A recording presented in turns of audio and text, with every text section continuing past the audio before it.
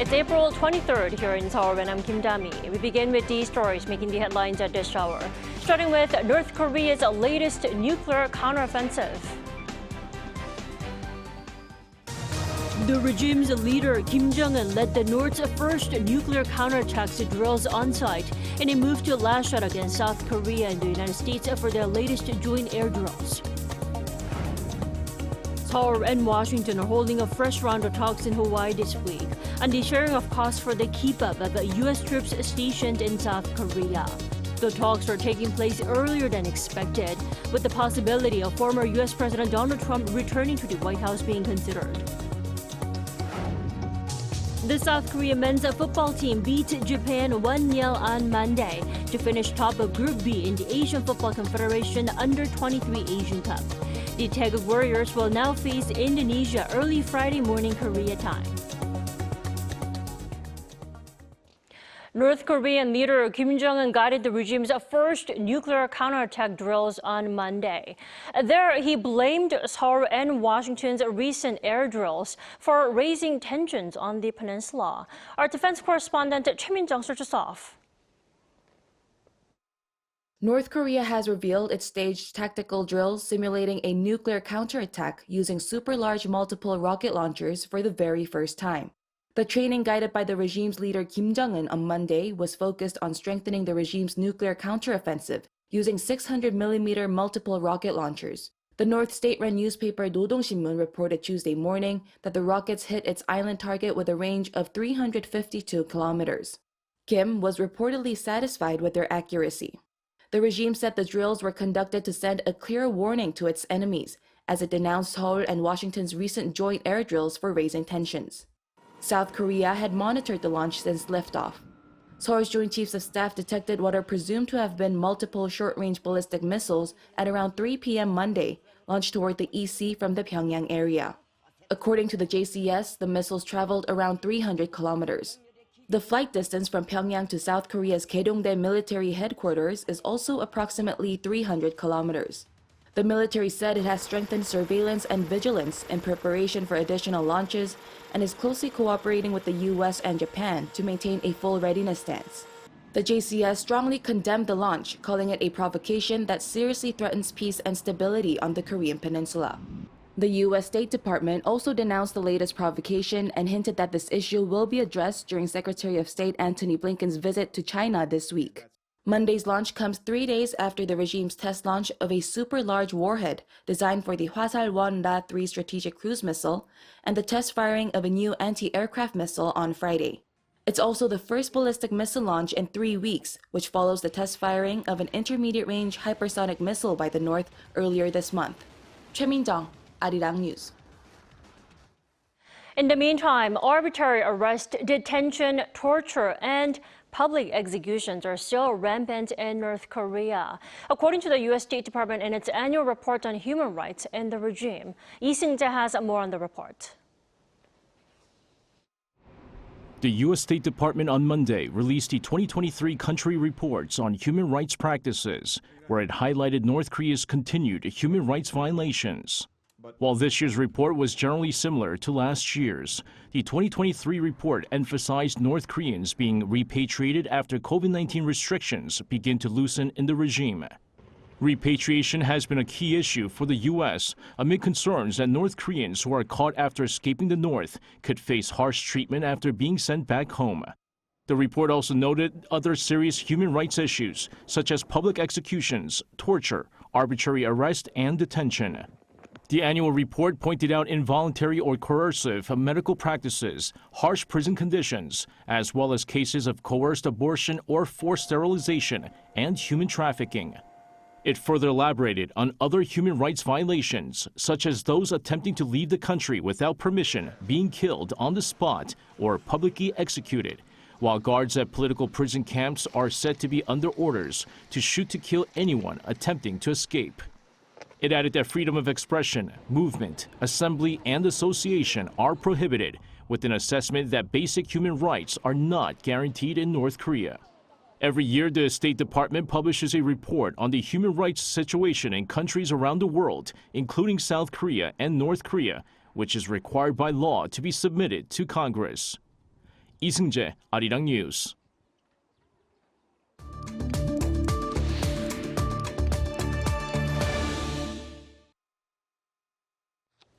So, North Korea conducting simulated nuclear counterattack drills, and the leader Kim Jong-un guiding the drills for the first time. Let's dissect the latest move with Jaakko Zeslut. Good morning. Good morning. Thank you for having me. Sure. What are the North's intentions behind the drills and having Kim Jong-un present there? Yeah, this salvo of 4 600mm multiple rocket launch system rockets was explained by North Korean state media as being part of its a test of its nuclear trigger system. This is a counter-offensive scenario that simulates an attack against North Korea, followed by a counterattack against South Korea and the United States. Now, North Korea explained this by saying that it was responding to the joint US-Korea annual air exercises last week. And of course, North Korea blamed the exercises for raising tensions in the region. Now, alternatively, another possible explanation could be that this test was a kind of marketing tool directed at countries that may want to buy some weapons systems from North Korea, because it's a good source of hard currency. Now, also, KCNA said over the weekend, referring to another launch last Friday, that it was, quote, part of the regular activities of the administration and its affiliated defense science institutes for the rapid development of technologies in various aspects, such as tactical and technical performance and operation of new type systems. So it could simply be a test. Now, most likely, it's a combination of all three reasons. Definitely. Now, the question is the launch considered a threat? I mean, specifically, does it violate UN Security Council resolutions? So in and of themselves, I think that launching from the mainland at an offshore island off the North Korean coast in the East Sea is not a direct threat to South Korea or its alliance partners, but it is a sign of the technology and capabilities that North Korea has that could be a threat to South Korea in the event of a future conflict. Now, as to United Nations Security Council resolutions, resolution number 1718, passed way back in October 2006, said that North Korea must not conduct any further launch of ballistic missiles and must suspend all activities related to its ballistic missile program. Now, that resolution was passed almost 18 years ago. So the question here is, are multiple launch rocket systems, MLRS, are they ballistic? Or are they artillery rockets? Now, I believe that South Korea counts MLRS as ballistic missiles because of their capabilities and because of their flight path. Regardless, North Korea has launched hundreds of missiles since October 2006, some of which were, in fact, definitely ballistic missiles without questioning. So I don't think that North Korea worries too much about whether it's in breach of UN Security Council Resolution 1718, especially now that neither China nor Russia shows any inclination to take North Korea to task for that. Jaakko, let's also talk about other military provocations that may be on the way. The head of South Korea's Joint Chief of Staff said yesterday that North Korea is preparing for its second spy satellite launch, but the launch is not imminent for now. Now, it's widely believed the launch would come around early mid-April, which is now. Why maybe the reasons for the delay? Okay, now there are many reasons why a launch of a satellite could be delayed, but I'll just give you 4 of them. The first one could be technical issues, so there may be some kind of malfunction or failure of critical components in either the satellite or the launch vehicle, so that's the rocket, that could cause delays. Now, these could include problems with the propulsion system, the guidance system, or the actual communication system on board the satellite or on the rocket that communicates back down to Earth. Now, there's also weather conditions to be taken into account. So launching a vehicle during unfavorable weather conditions can actually pose a risk to both the satellite and the launch vehicle, so they want to make sure that the conditions are just right. And then there's, of course, the third thing, quality control checks. Extensive quality control checks are always conducted before any launch, and if they find any issues, the launch can be delayed until they're fully resolved. And that may take days or even weeks. And the last one, I think, is the payload readiness. And the payload in this case is the satellite. If that satellite is not fully prepared or tested before the scheduled launch date, then delays might occur to ensure that everything is ready for a successful deployment of the satellite. All right, so for those reasons could be the reasons for the delay. Now, should we expect the second satellite to be more advanced from the first one, considering the North is presumed to have acquired space technology from Moscow?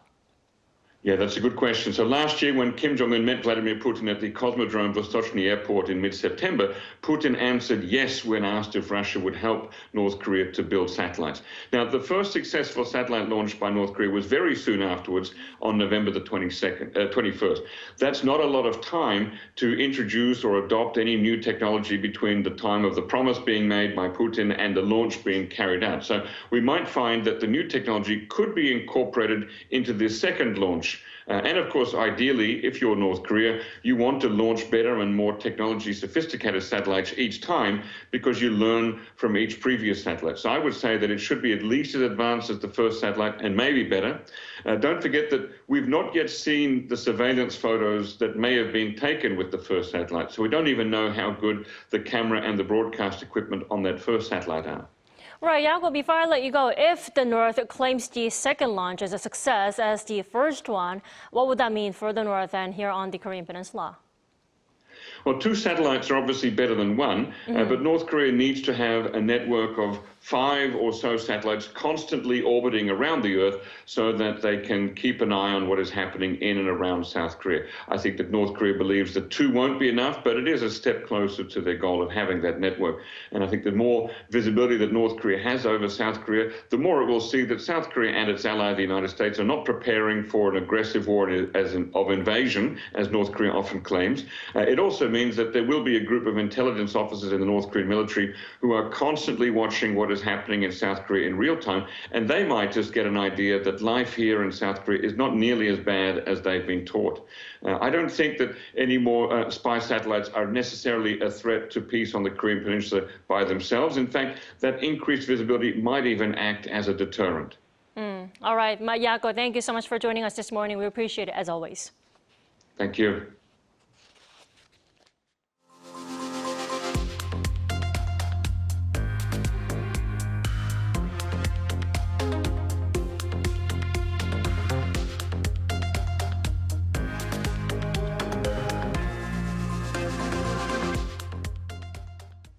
Chief negotiators of Seoul and Washington are meeting in Hawaii this week to discuss how much each side will pay to keep American troops stationed here in South Korea. Now, the deal that comes from the 3-day talks will be applied in 2026. Our Yoon has the details. South Korea and the United States' new round of talks on defense cost sharing starts on Tuesday local time in Hawaii. This is the first meeting since Seoul and Washington named their chief negotiators early last month. Lee Tae-woo, formerly the Consul General in Sydney, will lead South Korea's delegation. He will engage in talks with a U.S. delegation led by Linda Specht, a senior advisor and U.S. lead negotiator for security agreements at the State Department, who on Monday said the United States seeks fair and equitable outcomes in the Special Measures Agreement for defense cost sharing aimed at strengthening and maintaining the alliance with South Korea. The 12th Special Measures Agreement outlines the cost-sharing arrangement between South Korea and the U.S. for approximately 25,500 U.S. Forces Korea personnel. Since 1991, South Korea has been shouldering some of the costs of stationing of U.S. troops in Korea, including labor, logistics, and construction costs. The two countries have regularly engaged in negotiations on how to share these expenses, with the latest deal signed in 2021 and set to remain in effect until the end of next year. I will do my best to ensure that a rational level of defense cost sharing is achieved to provide a stable stationing environment for the deployment of U.S. Forces Korea, an essential element of this combined defense posture between South Korea and the U.S. The early talks on the Special Measures Agreement, despite its effective start date in 2026, are viewed as an unusual move, with speculation that it is aimed at securing an agreement before the potential re-election of former U.S. President Donald Trump. During his presidency, Trump demanded that South Korea pay up to $5 billion a year. However, the South Korean Foreign Ministry has dismissed this speculation, saying that the early preparations are not related to the November election. Under the latest Special Measures Agreement, South Korea agreed to a 13.9% increase in its contribution from 2019 to $1.3 billion for 2021. Yoon, Arirang News. Now, on the local front, President Yoon announced new names for his most senior aides for political affairs. Now, he pledged to be more open with the public and the National Assembly. Our correspondent Oh Seong reports. President Yoon has vowed to better handle communication with the public and the opposition, as he named a new Chief of Staff and Senior Political Secretary following the recent general election defeat for his ruling party. Speaking to the press on Monday, Yoon announced five-time lawmaker Jong-un as his most high-ranking official on political affairs, citing his 15 years of experience in journalism, followed by various roles in politics, including National Assembly Deputy Speaker. Jong also served as former President Lee Myung-bak's Senior Secretary for Political Affairs. Unlike his predecessors with bureaucratic backgrounds, Jong Un-seok's political experience is expected to help the administration reform its style of handling state affairs by improving public and political engagement. Yoon also named a new Senior Secretary for Political Affairs, Hong Chol-ho. He cited the two-term lawmaker's experience as an entrepreneur of a large food franchise, saying Hong is expected to communicate well within political circles and pick up on public sentiment. 지난 2년은 우리가 이 나라를 어떤 나라로 만들 것인지에 대한 어떤 콘텐츠를 저희가 디자인하고 지금은 이제 지난 2년간 저희가 세워놓은 것을 어떻게 더 국민들과 소통해서 또 고칠 거는 고치고 국민들의 어떤 동의를 더 받아낼 수 있는지 또 정치권과도 대화를 해서 또 어떻게 이것을 현실화시킬 수 있는지 이제는 그런 점에 좀 주력을 할 생각입니다. The president's first press briefing this year, and 17 months since his impromptu questions and answers with media, comes days after he acknowledged the need for stronger communication. Upon his ruling party's electoral defeat, the leader last week apologized for failing to reflect the wishes of the people, saying he had been the first to fail in communication.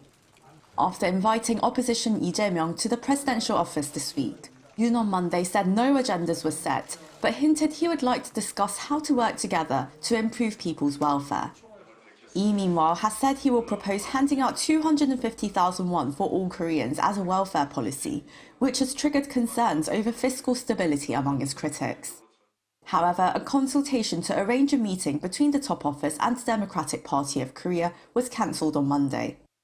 While the opposition called it a unilateral move, it appears the top office decided the consultation would be more appropriate after the new political aides were appointed. Also, as speculation continues over the replacement of Prime Minister Han Duck-soo, who also offered to resign after the ruling party's defeat, Yoon said a new appointment was likely to take some time. Oh Seong, Arirang News. President Yoon called on South Korean diplomats to help expand freedom and human rights in the world, including in North Korea. Addressing some 179 heads of diplomat missions, consuls, and other envoys, and other 200 foreign affairs-related bureaucrats and politicians, Yoon said on Monday that South Korea needs to continue its diplomacy as a global pivotal state so that its contribution to the world corresponds with its level of international standing. He said the role of ambassador is to enhance Seoul's global role amid a time of what he called unprecedented crises in the world. United that the government seeks unification of South and North Korea as part of its foreign policy vision, seeking freedom for all citizens, including North Koreans. Yoon asked diplomat missions abroad to protect and provide support to North Korean defectors. The South Korean men's under-23 football team defeated Japan 1-0 on Monday to finish top of Group B in the Asian Football Confederation under-23 Asian Cup. With the rivals facing off at Jassim bin Hamad Stadium in Arirang, just west of Doha, South Korean midfielder Kim Min-woo, a second-half substitute, scored a headed goal in the 75th minute. After winning all three matches in the group stage, South Korea moves on to the quarterfinals, where they'll face Group A runner-up Indonesia, led by former South Korea boss Shin Tae-yong. The top three teams at the competition are guaranteed a spot at this summer's Paris Olympics. The match will be played at the Abdullah bin Khalifa Stadium in Doha at 8:30 p.m. Thursday local time or 2:30 a.m. Friday Korea time.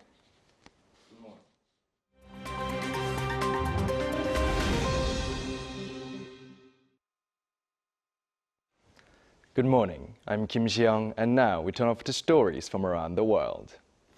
We begin today in the Philippines, where around 17,000 Filipino and American troops began a joint military training exercise on Monday involving maritime drills in the South China Sea.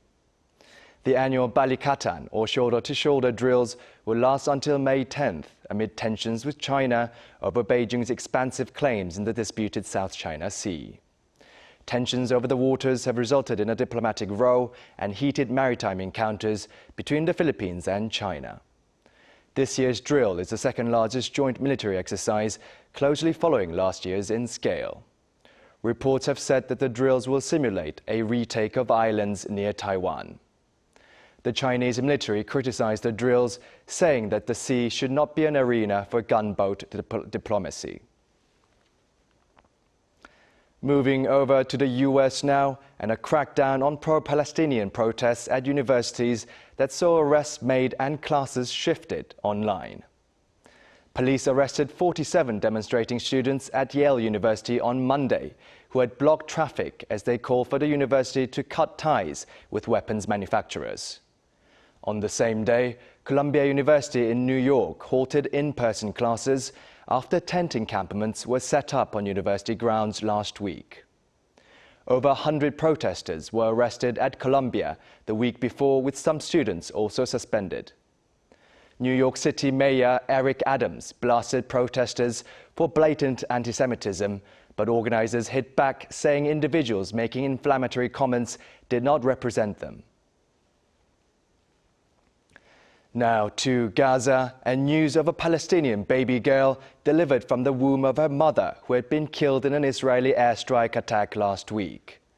The baby was delivered in an emergency C-section, weighing just 1.4 kilograms from her dead mother, Sabrine al-Sakani, who was 30 weeks pregnant.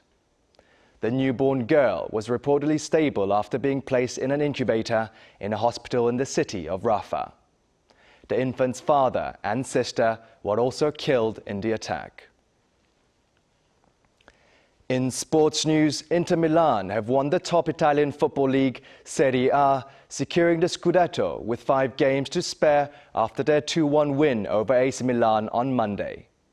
Inter's Francesco Acerbi and Marcus Thuram scored 1 each before AC Milan's Fikayo Tomori got a goal back in the 80th minute. Inter Milan dominated this season, having had only 1 league defeat and only 18 goals conceded, the fewest in Serie A. Securing their 20th Serie A title, Inter Milan now have the second most titles from Italy's top league, only behind Juventus.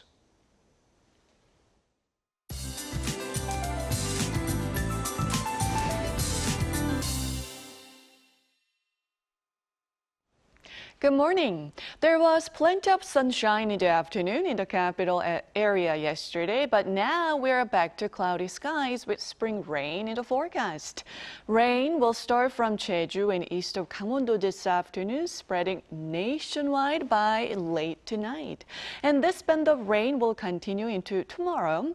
East of Gangwon-do could see up to 40 millimeters. The rest of the country will receive 5 to 30 millimeters.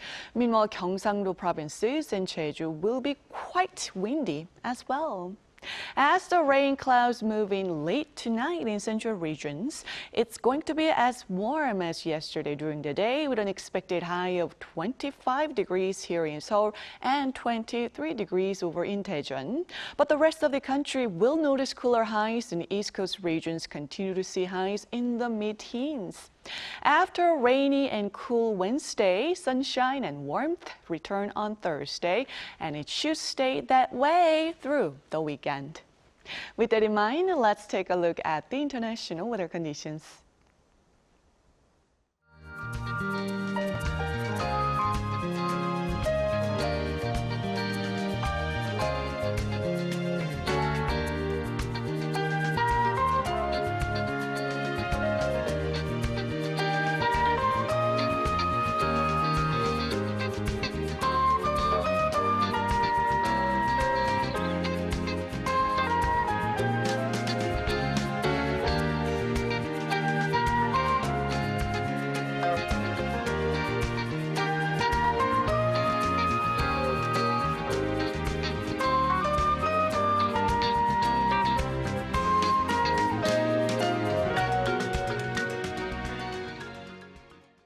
We thank you for watching New Day at Arirang. We'll be back tomorrow for Wednesday's edition at the same time, 9 a.m. Korea time.